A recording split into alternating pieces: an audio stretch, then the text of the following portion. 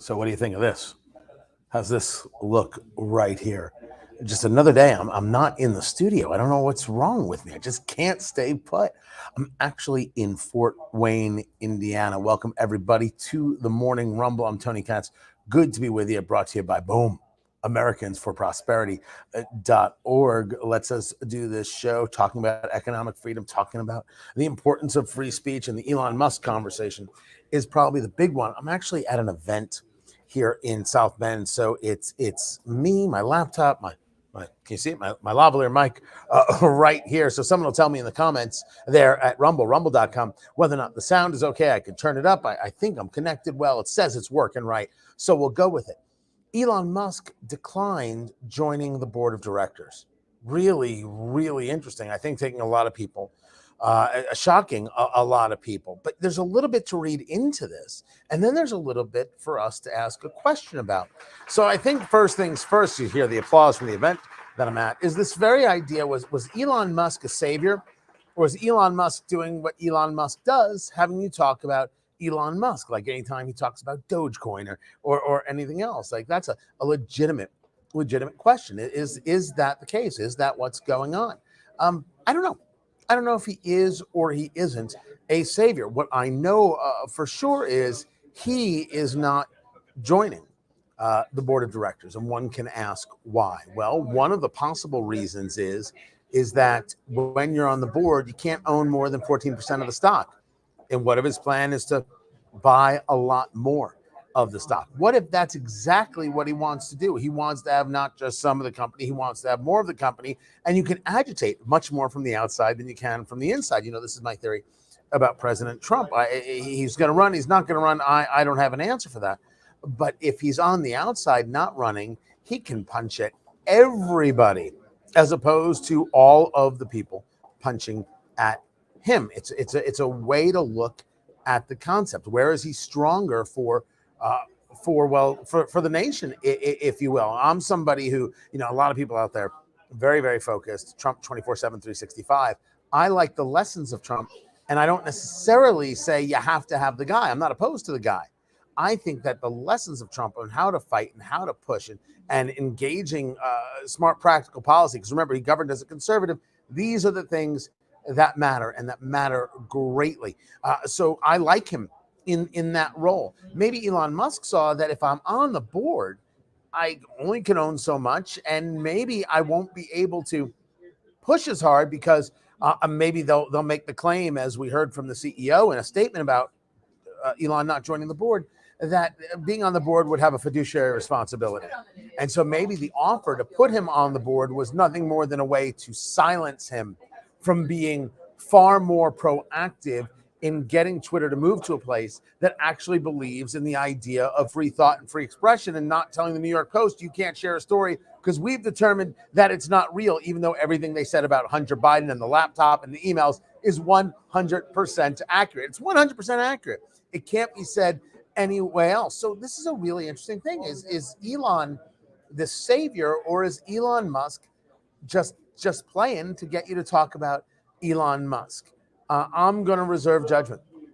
I'm going to leave it out there. I have no problem with him buying these pieces of this piece of the company. I have no problem with him shaking the tree a little bit until we can say rational things, until we can quote scientific studies without fear of being removed, until you can be a conservative without fear of being shadow banned. Well, then Twitter's not okay, and it's not a valuable property or entity, just like YouTube is not a valuable property or entity until people can say things, even if other people don't like it. And the idea that, well, if you say it, you might hurt someone's feelings. I'm not worried about hurting somebody's feelings. My feelings get hurt all the time. Nobody cares about me. It's sad. I shed a little tear. But what does it matter if I shed a little tear? These people don't have to worry about me, and I don't have to worry about them. We have a whole big, giant problem with being too nice. We're worried too much. We care too much. It's time to care less.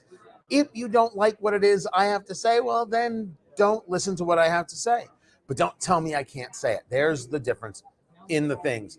I do not know what Elon Musk's plan is. I don't know what his theory or his philosophy is going to be on this. Now, yes, Cody, I saw this as well. There's a guy who quit his job at Twitter. I never knew if that tweet was was real or not. It's like the people at Substack who said Substack is hiring. And if you're somebody who's really worried about Elon Musk bringing less controls on speech to Twitter and you're going to quit, please don't work here.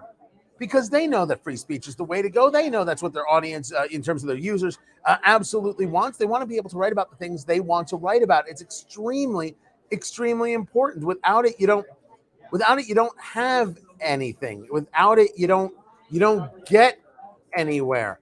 And I'm also glad that the audio is sounding great and everything is looking great. This is a solid question, Penny. Who raised all these weak, woke people?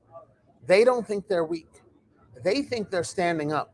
They think they're doing good. They think that they are righteous because what you're saying is mean. What they were never taught is that in a world of free speech, some things are mean. And that's not a reason enough to do away with it because someone else is upset about it or offended by it or hurt by it. The idea of sticks and stones may break my bones, but names will never hurt me. Well, you just saw from Will Smith. And I'm not arguing there aren't reasons where somebody is, being really insulting and they may get a little bit of a response that's kind of rough. But in the main, if someone is talking about me on another radio show or TV or anything else, and they don't like what I have to say, that's just the way it is. That's just the way it is. I once did something on Fox where people got so upset with me. They 20,000 tweets, I think is what I got. I stopped counting after a while. 20,000 tweets referring to me as fat and beaver toothed. I don't know what to do with that information. Block, delete, move on. I slept great that night. You think I'm going to worry about these people? You think they have any control over my life? And that's the other part. There is a generation and multiple generations now that think that these things that happen on social media are real. They're not real. You can easily do away with them. But if you have things like FOMO, fear of missing out, kids so upset they're not on their social media because they don't know what it is their friends are saying about them, or people who make fun of other people on social media because parents don't do enough to pay attention to what their kids are doing on social media. It creates this weird effect. It creates this thing in the mind that is a serious issue and a serious problem. I wholeheartedly agree with that. Now you can hear there's a crowd all around. They just got into a break here at this event that I'm at that I'll tell you about another day for sure.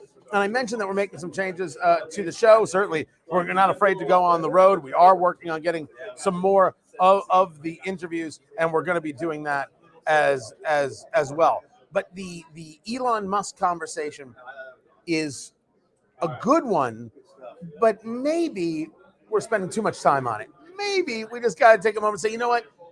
We don't worry about who invests in what on a multitude of things. I'm not going to worry about it. Elon Musk isn't worrying about me, and I'm not mad at the guy. I'm just saying I'm not going to worry about it. I'm not. Whatever he does, and then we will deal with it then.